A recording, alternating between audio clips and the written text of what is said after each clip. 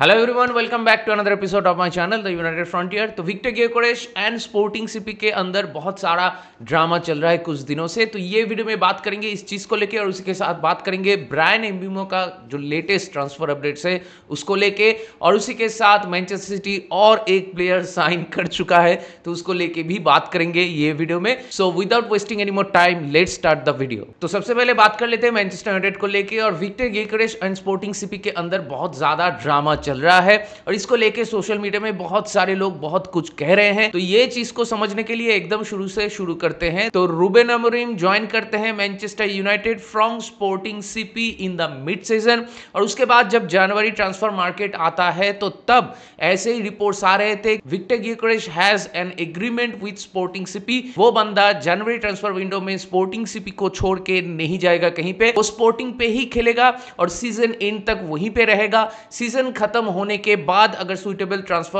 Offers आता है only then ही will consider to leave Sporting CP. Cut to 10 June जहां पे ऐसे न्यूज़ आने लगे कि मैनचेस्टर यूनाइटेड, आर्सेनल और कुछ दूसरे क्लब्स भी विक्टर ग्योकेरेस के एजेंट के साथ बातें कर चुका है regarding a potential summer transfer. और उसी के साथ ऐसे भी न्यूज़ आ रहे थे कि विक्टर ग्योकेरेस शायद मैनचेस्टर यूनाइटेड ज्वाइन करने के लिए राजी हो जाएंगे विदाउट चैंपियंस लीग फुटबॉल, क्योंकि दूसरी तरफ ऐसा ही लग रहा है कि Arsenal is going after Benjamin शेस्को,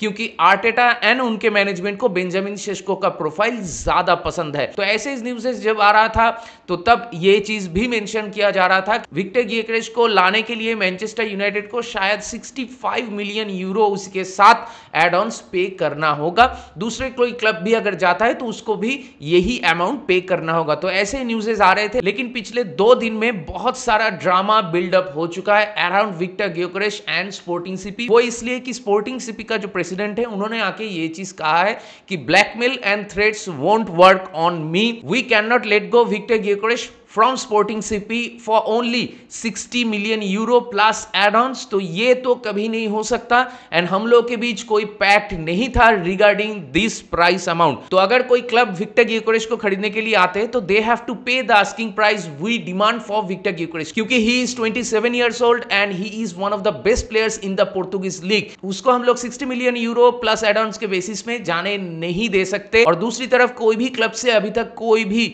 bid या अप्रोच नहीं आया है रिगार्डिंग विक्टर ग्योकेरेस। ये जो फर्स्ट क्रिएटेड हुआ है around Victor Gyokeres and his agreement, ये सब कुछ हुआ है due to Victor Gyokeres agent, उसका ही ये सब खेल है according to Sporting CP's president. तो ये न्यूज आने के बाद फैब्रिजियो का एक ट्वीट आता है जहां पे उसने ये चीज कहता है कि Victor Gyokeres and his agent they are very very upset with Sporting CP and Victor Gyokeres is literally fuming, क्योंकि विक्टर ग्योकेरेस के साथ स्पोर्टिंग सीपी का एक जेंटलमैन्स एग्रीमेंट था, एक पैक्ट था, क्योंकि विक्टर ग्योकेरेस को 60 टू 65 मिलियन यूरोस और उसके साथ एड ऑन मिला के जो प्राइस आता है वो प्राइस में स्पोर्टिंग सीपी जाने देगा, ऐसा ही कुछ एग्रीमेंट था बिटवीन देम। लेकिन अभी स्पोर्टिंग सीपी का प्रेसिडेंट से ये कमेंट्स आने के बाद Victor Gyokeres is literally fuming. तो ये जो ड्रामा चल रहा है सोशल मीडिया में, और बहुत सारे लोग सोशल मीडिया में इसको लेके ऑब्वियस सी बात है कि बहुत कुछ कहेंगे, तो यहां पे जो समझने वाली बात ये है, यहां पे आपको स्पोर्टिंग सीपी के पर्सपेक्टिव से भी सोचना होगा, यहां पे आपको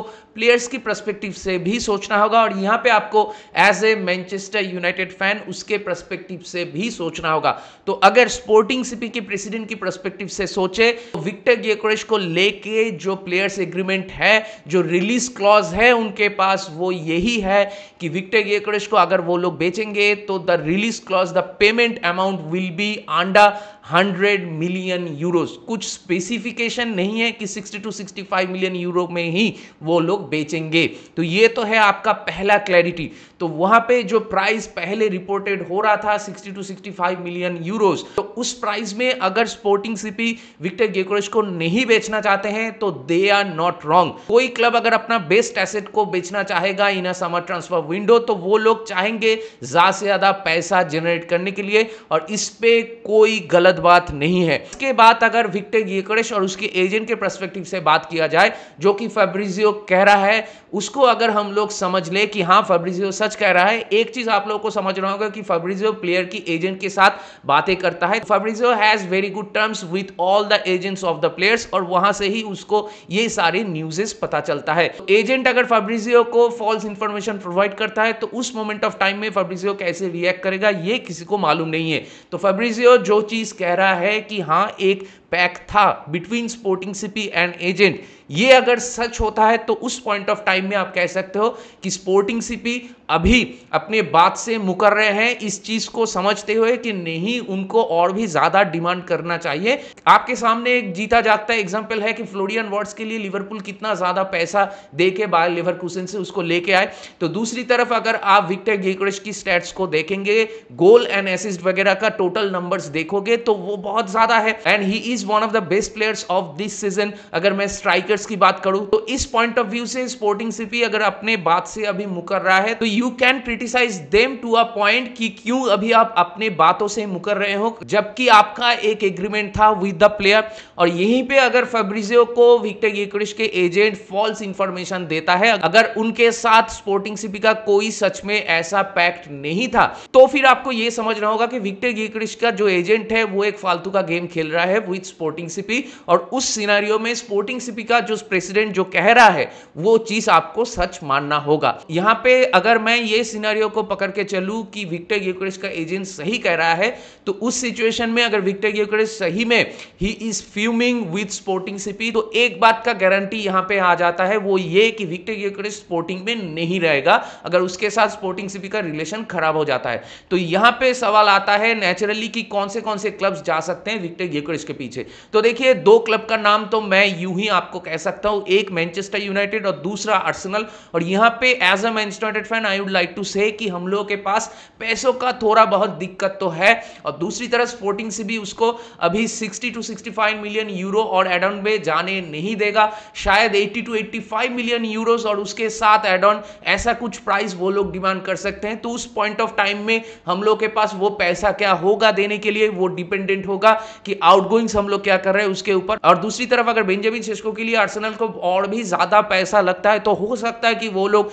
विक्टर gyökeres को कंसीडर करे, और विक्टर gyökeres के लिए वो लोग इंटरेस्टेड भी थे। और दूसरी तरफ आर्सेनल के पास चैंपियंस लीग फुटबॉल भी है ऑफर करने के लिए, और Victor gyökeres champions league football में खेलना चाहेंगे, ऐसा ही न्यूज़ पहले आ रहा था अकॉर्डिंग टू द प्लेयर। तो इसीलिए आर्सेनल और मैनचेस्टर यूनाइटेड ये दोनों ऐसे क्लब्स हैं जो कि पोटेंशियल बायर हो सकते हैं। तो अगर मैं मैनचेस्टर यूनाइटेड की बात करूं, क्योंकि मैं मैनचेस्टर यूनाइटेड को सपोर्ट करता हूं, तो मैनचेस्टर यूनाइटेड अगर इस मोमेंट ऑफ टाइम में विक्टर gyökeres के पीछे जाएंगे, जो कि मुझे नहीं लगता कि अभी जा सकते हैं, अगर मैनचेस्टर यूनाइटेड सच में विक्टर gyökeres को परसू करेंगे तो ये जो ट्रांसफर सागा है ये और भी लंबा खींचेगा, क्योंकि हम लोग को पहले सेल करना होगा प्लेयर। तो अगर विक्टर gyökeres के लिए हम लोग जाते भी हैं तो वो आपका और 1 या 1.5 महीना लग सकता है। तो as a Manchester United fan मैं ये चाहूंगा कि हम लोग पहले विक्टर gyökeres के साथ एक एग्रीमेंट कर ले। अगर player is ready to join us, जैसा कि माथेस कुनिया या एम्बिमो इन लोगों के साथ हम लोगों को देखने को मिला है, या लास्ट सीजन में लेनी यूरो के साथ हम लोगों को देखने को मिला है कि player is ready to join Manchester United and they are not interested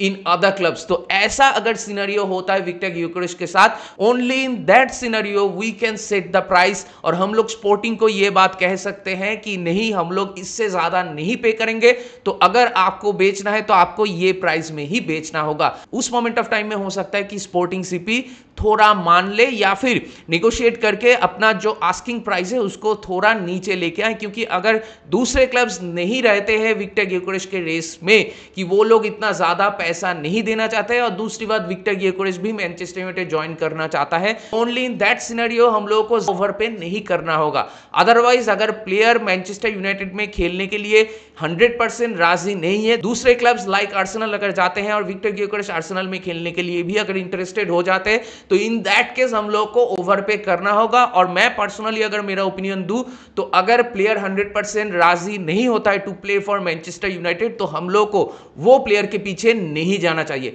तो in that case as a Manchester United fan I would like us to pursue Victor Osimhen, क्योंकि विक्टर ओसिमेन के पीछे गैलाटासराय को छोड़ के अभी इस moment of time में कोई क्लब नहीं है। लेकिन विक्टर ओसिमेन के साथ कुछ दिक्कतें हैं, सैलरी को लेके एक दिक्कत हो सकता है, लेकिन लेकिन एक चीज आप लोगों को समझना होगा कि अगर विक्टर ओशिमेन की जगह पे हम लोग विक्टर गियोकेरेस के पीछे जाते हैं तो विक्टर गियोकेरेस एक फेनोमेनल सीजन था इस सीजन, उसके बाद भी अगर विक्टर गियोकेरेस मैनचेस्टर यूनाइटेड में आता है without any champions league football तो उसका सैलरी क्या कम होगा? तो इसीलिए अगर सैलरी का डिफरेंस ज्यादा नहीं होता है between Victor Gyokeres and Victor Osimhen तो as a Manchester United fan obviously I would like to pursue Victor Osimhen, क्योंकि विक्टर ओशिमेन एक प्रॉपर नंबर 9 स्ट्राइकर है जो मैनचेस्टर यूनाइटेड के लिए सख्त से सख्त जरूरत है। विक्टर ओशिमेन, विक्टर गियोकेरेस, ये दोनों को अगर मैं कंपेयर करूं तो दोनों का ही प्रोस एंड कॉन्स आपको देखने को मिलेगा, लेकिन अगर मैं ओवरऑल गेम प्ले की बात करूं और मैनचेस्टर यूनाइटेड की स्टाइल जो है अंडर रूबेन अमोरिम उसकी बात करूं तो ऑब्वियसली आप लोग कह सकते हो कि विक्टर गियोकेरेस रूबेन अमोरिम के सिस्टम में ऑलरेडी खेल चुके हैं, लेकिन विक्टर गियोकेरेस का एक चीज है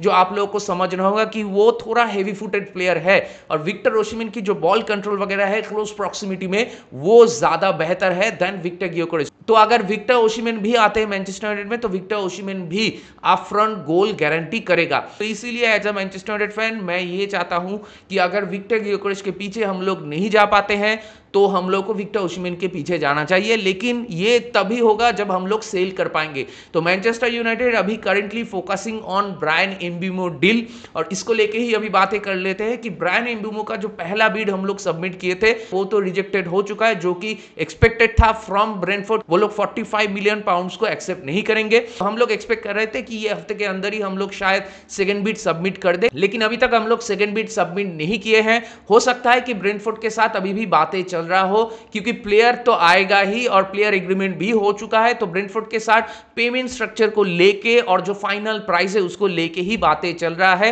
एंड आई एम श्योर कि हम लोग जो सेकंड बिड सबमिट करेंगे वो आपका 50 to 55 मिलियन पाउंड्स के आसपास ही होगा, उसी के साथ एड ऑन्स, मतलब माथास कुनिया के लिए जैसा हम लोग पे किए थे कुछ उसी तरीके से ही हम लोग पेमेंट करेंगे ब्रेंटफोर्ड को, और ब्रेंटफोर्ड का डिमांड पहले से यही था। तो हम लोग एक्सपेक्ट कर सकते हैं कि ये हफ्ता नहीं तो अगले हफ्ते के अंदर हो सकता है कि जब मंडे में 16 जून को फिर से ट्रांसफर विंडो ओपन होता है उसके बाद शायद हम लोग ब्रायन एम्बुमो वाला डील को सिक्योर कर लेंगे। उसके बाद हम लोग को सेल के ऊपर कंसंट्रेट करना होगा। अगर हम लोग प्लेयर सेल कर पाते हैं और थोड़ा बहुत पैसा जनरेट कर पाते हैं तो ओनली इन दैट केस हम लोग विक्टर ओशिमेन या फिर विक्टर गियोकेरेस के एजेंट के साथ प्लेयर एग्रीमेंट को लेके बातें कर सकता है। इनिशियल जो टॉक्स होता है वो कोई काम का नहीं होता क्योंकि उस पे सिर्फ प्लेयर के एजेंट को ये चीज पता चलता है हाँ ये प्लेयर में ये क्लब इंटरेस्टेड है। तो वो इनिशियल टॉक्स विक्टर गियोकेरेस के एजेंट के साथ मैनचेस्टर यूनाइटेड का भी हुआ है, आर्सेनल का भी हुआ है और हो सकता है कुछ कुछ सऊदी प्रो लीग क्लब्स का भी हुआ है। तो उसके रिगार्डिंग आप ये पकड़ के नहीं चल सकते कि हाँ मैनचेस्टर यूनाइटेड में आने के लिए प्लेयर राजी हो गया।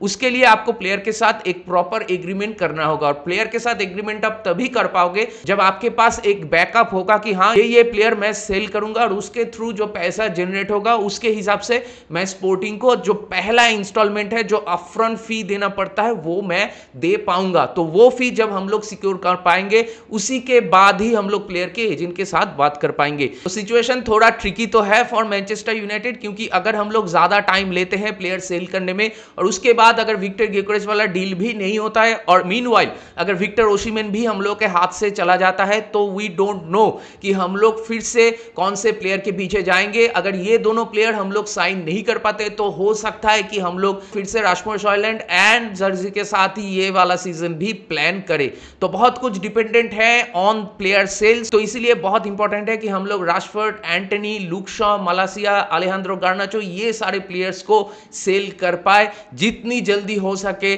सेल करना बहुत जरूरी है। और इसके बाद चलिए बात कर लेते हैं मैनचेस्टर सिटी को लेके। तो देखिए कल वाले वीडियो में मैंने जो चीज कहा था कि मैनचेस्टर सिटी सिंस लास्ट जनवरी ट्रांसफर मार्केट में थोड़ा इंपेशेंट सा बिहेव कर रहे हैं और उस चीज को ही वो लोग फिर से कंटिन्यू कर रहे हैं ये समर ट्रांसफर में भी। मतलब वो लोग ऑलरेडी 4 प्लेयर का एक साथ अनाउंसमेंट कर चुका है, उसके बाद कल फिर से और एक प्लेयर वो लोग खरीद चुके हैं। जी हाँ, नाइजीरियन लीग से जो टैलेंटेड मिडफील्डर है जो कि 18 साल का है सिविया नाइपान, उसको भी वो लोग खरीद चुके हैं और नाइपान को वो लोग अभी खरीदने के बाद लोन स्पेल में भेजेंगे। उसके बाद प्लेयर का अच्छी तरीके से अगर डेवलपमेंट हो जाता है उसके बाद वो लोग उसको धीरे धीरे फर्स्ट टीम में इंटीग्रेट करेंगे। तो नाइपान को खरीदने के बाद मैनचेस्टर सिटी सिंस जनवरी अगर आप देखो तो 9 प्लेयर्स खरीद चुके हैं। कैन यू इमेजिन कि एक ही साल में 2 ट्रांसफर विंडो को मिला के मैनचेस्टर सिटी जैसा एक टीम 9 प्लेयर्स खरीद रहे हैं। इतना ज्यादा प्लेयर्स मैनचेस्टर सिटी एक ही साल में खरीद रहे हैं, ऐसा हम लोग नहीं देखा था इससे पहले। तो इसीलिए मैं थोड़ा सा कह रहा था कि मैनचेस्टर सिटी थोड़ा सा इंपेशेंट बिहेव कर रहा है, और उस चीज को मैं जिस तरीके से एक्सप्लेन किया हूं, अगर आपको वो चीज देखना है तो you can find the link in the description of that video, जो वीडियो मैंने कल बनाया था। तो वो चीज आप लोग जाके देखिए तो आप लोगों को समझ में आएगा कि मैं ये क्यों कह रहा हूं। इसको छोड़ के अगर बात करूं इस चीज को लेके कि Manchester City are really building a super team, तो वो चीज झूठ नहीं होगा, क्योंकि they actually are building a very very good team. मतलब जितने सारे प्लेयर्स को वो लोग स्पेशली ये समर ट्रांसफर में लेके आए हैं, हर एक प्लेयर टॉप क्लास है मैनचेस्टर सिटी में, वो लोग अच्छा कर सकते हैं। लेकिन मैनचेस्टर सिटी का जो चीज मैं कह रहा था कल वाले वीडियो में भी, वो ये कि मैनचेस्टर सिटी थोड़ा ओवर क्राउडेड हो रहा है मिडफील्ड में एंड विंग में, तो उन लोगों को अभी आउटगोइंग्स पे भी फोकस करना होगा। और उसको लेके और एक न्यूज आ जाता है कि जैक ग्रिलिश, जो कि हम लोगों को लग रहा था he is set to leave Manchester City in this summer transfer, क्योंकि लेफ्ट हैंड साइड में आपका डोकू होगा, उसी के साथ सेविनियो भी है, तो सेविनियो राइट विंग में भी खेल सकता है। तो उसके साथ अगर आप फोर्डिन को राइट विंग में खिलाते हो तो उस सिचुएशन में आप सेविनियो को लेफ्ट विंग में खिला सकते हो। इसलिए मुझे नहीं लगता कि जैक ग्रिलिश को इस टीम में गेम टाइम मिलेगा, specially after all the signings. तो इसीलिए this is a right decision for them to sell Jack Grealish. और अभी ये देखने वाली बात होगी कि कोवाचिच, गुंदोगान और मैथ्यूस नुनेस, ये सारे प्लेयर्स में कौन से प्लेयर्स को मैनचेस्टर सिटी बेचने के लिए राजी हो जाता है। तो Manchester City are building a very very good team just like Liverpool. अगर मैं ये समर ट्रांसफर की अभी तक 2 ऐसे टीम की बात करूं जो बहुत अच्छा बिजनेस कर रहे हैं, तो वो ऑब्वियसली होगा आपका लिवरपूल एंड मैनचेस्टर सिटी। जो क्वालिटी के प्लेयर्स वो लोग खरीद रहे हैं और जिस हिसाब से जो प्राइस में वो लोग खरीद रहे हैं, इट इज ट्रूली फेनोमेनल। मतलब स्पेशली मैनचेस्टर सिटी का अगर आप देखो, हर एक साइनिंग बहुत सस्ते में उनको मिला है। दूसरी तरफ लिवरपूल का भी फ्लोरियन वर्ड्स को छोड़ के जितने भी सारे साइनिंग्स वो लोग कर रहे हैं, फ्रिंगपोंग वाला साइनिंग भी आप देख सकते हो, मिलोस कार्केस वाला साइनिंग भी आपको देखने को मिलेगा। तो ये सारे साइनिंग्स में भी लिवरपूल ज्यादा पैसा नहीं दे रहा है। It is very very good to see कि ये दोनों टीम जो बहुत दिन से एक दूसरे के साथ टो टू टो जा रहे हैं in terms of English Premier League, ये दोनों टीम ये समर ट्रांसफर मार्केट में एक साथ ऐसे बिजनेसेस कर रहे हैं to elevate their performance, to elevate the quality in their team. तो ऑब्वियस सी बात है कि ये दोनों टीम का ही समर ट्रांसफर मार्केट अभी तक सबसे बेहतर रह चुका है। तो अभी यही देखने वाली बात होगी कि दूसरे जितनी भी सारे टीम्स है जो कि ट्रेडिशनल टॉप 6 की हम लोग बात करते हैं, like Chelsea, Arsenal, Manchester United, Spurs, ये सारे teams Manchester City and Liverpool के साथ कोप अप करने के लिए समर ट्रांसफर में आगे जाते हुए कैसे समर ट्रांसफर को प्लान करते हैं एंड एग्जीक्यूट करते हैं, वही अभी देखने वाली बात होगी। जितने भी सारे लेटेस्ट ट्रांसफर अपडेट्स था इस मोमेंट ऑफ टाइम में, वो सारे अपडेट्स को लेके मैं बात कर चुका। ये सारे अपडेट्स को लेके आप लोगों का क्या मानना है, आप लोगों का क्या राय है, मेरे साथ जरूर शेयर कीजिए कमेंट करके। तो दैट बीइंग सेड, इस वीडियो को चलिए यहीं पर रैप अप करते हैं। अगर आप मेरे चैनल में नए हो तो मुझे जरूर सब्सक्राइब कीजिए, इस वीडियो को लाइक कीजिए और शेयर कीजिए अपने दोस्तों के बीच, अपने जान पहचान वालों के बीच जिनको ऐसे वीडियोस देखना पसंद है। तो बहुत जल्दी मिलेंगे अगले वाले वीडियो में, तब तक ख्याल रखिए अपना, take care, goodbye, glory glory Manchester United and keep the red flag high.